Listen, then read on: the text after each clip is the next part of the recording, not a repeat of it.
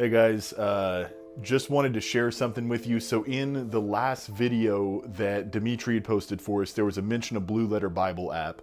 I want to walk you guys, just in case you've never heard of it or never used it, I want to walk you guys through a very quick kind of tutorial on how the app works, because listen, we don't get paid by Blue Letter Bible. It's a free app. It's nothing like that. But this is an app that literally changed my life when it comes to studying scripture. I've shared it with a lot of people, and it changed their way of studying scripture as well, including for people who prep lessons. This is incredibly helpful. So what we're gonna do is I'm gonna kind of walk you through it. We'll have a little screen next to me with my phone screen on it. But if you can see, what we're looking at on the phone screen here is Romans chapter 3, and I've got verse 25 positioned up at the top. Now, here's what I want to do is first show you how to navigate this home screen. Don't mind this little bottom thing. But the first thing, if you look up into the top corner, there's two little books. If you click on those two little books, then you'll have the option for translations to pop up, which I always leave this one side saying none and the other side on whatever translation that I want. If it has a star next to it, that simply means that it requires internet. And then from there, I will click Passage Selector, and then that'll give me the option to pick whatever book of the Bible I want to be in, including the chapters next to it. And so we're going to be in Romans 3 today. So from there, you pick it, and then you hit Go. If you wanted to add Bibles, you can click Manage Bibles down here at the bottom, and that gives you the ability to add different Bibles onto what you already have. So if you click to Add Bibles, it'll bring a lot up. But for today's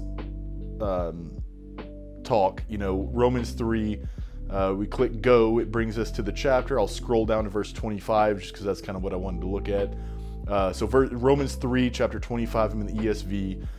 Now, if I wanted to study this verse, right? So this is where all the tools really come in handy.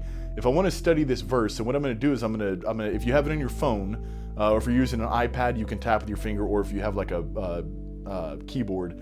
But I'll just tap verse 25, and this screen's going to pop up. Now, these things are incredibly important. If you go down toward the bottom, if you like to highlight or do underlines or whatever, you can do that. I don't really mess with any of that. What I like to do is number one, in study, that top tab is the interlinear / concordance. Now, essentially what that is if I click that, then what's going to pop up is the Greek text, underneath it the verse, and then it's going to show us sort of an interlinear Greek to English. So if you look down here, you've got the Greek on one side, you've got the English on the other side. Now that may seem like it's not that special, but let's say we get to this word as a propitiation.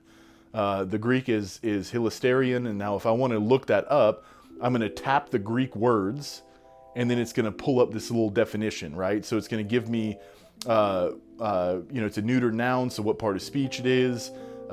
It'll give me all the definitions as we scroll down slowly here. So these are how it would be defined according to scripture in the dictionary, how it's used as either propitiation or mercy seat, Strong's definitions. And then if you go down here, you get an actual Thayer's Greek lexicon. Thayer was a Greek exegete. If I want to get more info other than what I see, I can hit the tap to view the entire entry, and it brings up all this info down here, where it shares a lot about the meaning in the Greek and the usage and so on and so forth. Tap to shrink. But then it go down, and now if I want to get a little more understanding to the word, this is where the concordance comes in, right? So up here, you have all of your dictionary, and then down here, you have your concordance. So you can see the word propitiation used here in Romans 3:25. Well, the same Greek word is also used right here in Hebrews 9:5, where it says mercy seat. So what I can do is I can kind of pan back and forth and see how that Greek word is used in different verses of scripture, and see how it works synonymously and all the different things. So that's the interlinear concordance. It's incredibly helpful. And then if I want to go back, if you look up toward the top right of the screen, there's this little single arrow in the middle. That'll bring me back one. Then I click it again, back two. So now I'm back at that original tab page. So now let's say I want to get a comparison, right? So what we read was Romans 3:25 in the ESV, But what is Romans 3:25 in other versions of the Bible, right? So I can click Bible comparison, and then here's what I'm gonna get is this long list. So we have ESV, NLT, CSB, KJV, NKJV, NIV, into Greek, into Spanish, into like all these different translations, all side by side, so that I can look at them and I can say, okay, so in the ESV it says whom God put forward as a propitiation. But in the NLT, it says, for God presented Jesus as the sacrifice for sins. So I can begin to understand that, okay, what is a propitiation? Well, it does function in the form of a sacrifice, right? Something that satisfies is what a sacrifice essentially does. And so if I want to get synonymous wording, then I can always go to Bible comparison. Now we go back again. You have your cross-reference, the TSK. This is what else I mentioned in the previous video that was posted. The TSK is a treasury of scriptural knowledge. So if I click on that, essentially what it's going to do is going to bring me to all these different cross-references. So right here at the top, what we're looking at, it kind of breaks the verse up in phrases, and then it gives you some Bible references to go along with that phrase. Now what this is going to do is it's going to follow the idea of what's being talked about. Now, if some of you are like, well, I don't feel like looking all those up, the beauty is you could scroll down just a little bit more and it actually gives you the verses. So when it talks about Jesus being set forth as a propitiation, it combines it with Acts 2:23. This Jesus delivered up according to the definite plan and foreknowledge of God, you crucified and killed by the hands of lawless men. So that's God displaying him or setting him forth, right? And so we see all these cross references in accordance to the phrase. Now this is incredibly helpful when it comes to trying to interpret scripture according to scripture. That's the purpose of the concordance and the TSK, is using scripture to understand scripture, which is very, very important in our growing in the knowledge of scripture. Now, just under the cross references, you have the text commentaries. Now that I'll visit a text commentary if I just cannot. So let's say the first 3 tabs are not helping me understand. I can't understand, or maybe I want to check an idea that I have. So maybe I'm going, okay, is this new? Like, am I wrong in thinking this? You can click text commentaries and it'll bring you have some Chuck Smith stuff, David Guzik, incredibly helpful, very non-biased in a lot of ways, but also conservative toward the original interpretation of scripture. Matthew Henry, phenomenal commentator. And then, you have some stuff from Spurgeon. Some of this isn't necessarily commentaries as much as thoughts and just various things like that, but you have a lot of resources right here on the scriptures that function as commentaries and helps in order to grow in understanding.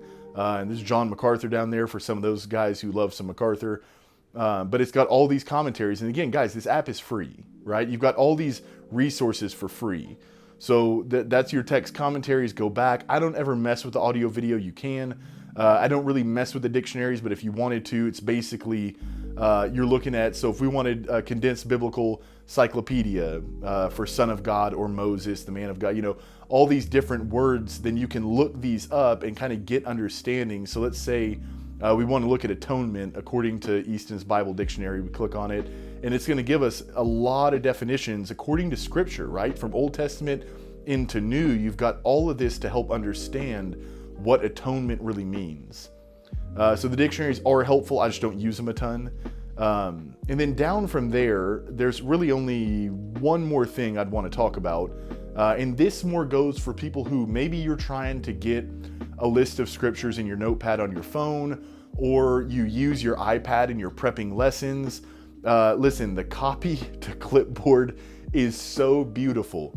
When I prep lessons, I use my iPad and I have my Blue Letter Bible pulled up parallel to my Word document, and I can just click on copy to clipboard, and it'll basically ask me, okay, you clicked on 25, so that's where we're starting, but do you want to end anywhere else? I can scroll down, I could copy and paste verses 25 through 30 or whatever I want to do, and what that's going to do is copy the passage so that I can paste it onto somewhere else.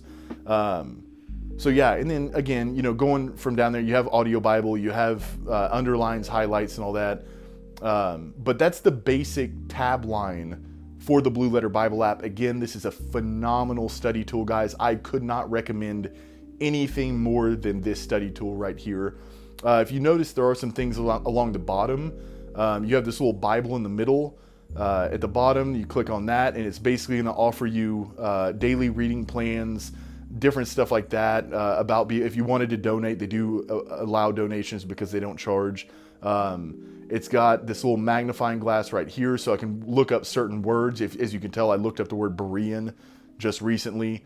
But those are just different things that you can look up in order to find them throughout Scripture. You've got a little note thing, so you click the little pencil there, create new notebook, first notebook. So if I want to have a notebook on Romans, then I can have it. I can type all my thoughts in along with that. Personally, I like to do most of my notes in an actual notebook with a pen. But however you wanted to use that. But anyway, guys, we just wanted to walk you through the Blue Letter Bible app and give you a little bit of an understanding. If you've never heard of it, or maybe you got it and you're like, well, this thing's kind of lame, but you just don't know how to utilize it. I've had people that look at it and they're like, man, it just looks so dumb, so I don't like it. And I'm like, I get it. But at the same time, when you have a resource like this offered for free, I'm not asking for beautiful aesthetics, right? If you are looking to change things, there is a little gear in the bottom right-hand side. You click that gear, you can go. If you notice, mine is on night mode. I like night mode. But you can do all these. You can change your fonts, you can change your colors, you can add red letter theme, you can break it up into paragraph theme, double column, however you want to do it, you can do that. But anyway, as StoreHouse Media is wanting to be a resource, Dimitri and I were talking today, and we thought, he just made a mention of Blue Letter Bible in a recent video. It just made sense to offer this to you guys in case you were looking for ways of how to use this app as a resource because you're wanting to grow in your knowledge of Scripture. This is incredibly helpful. Again, I could not recommend anything more as a study tool than the Blue Letter Bible app. Anyway, we start recording this Wednesday. We're pumped, so we hope to hear from you guys.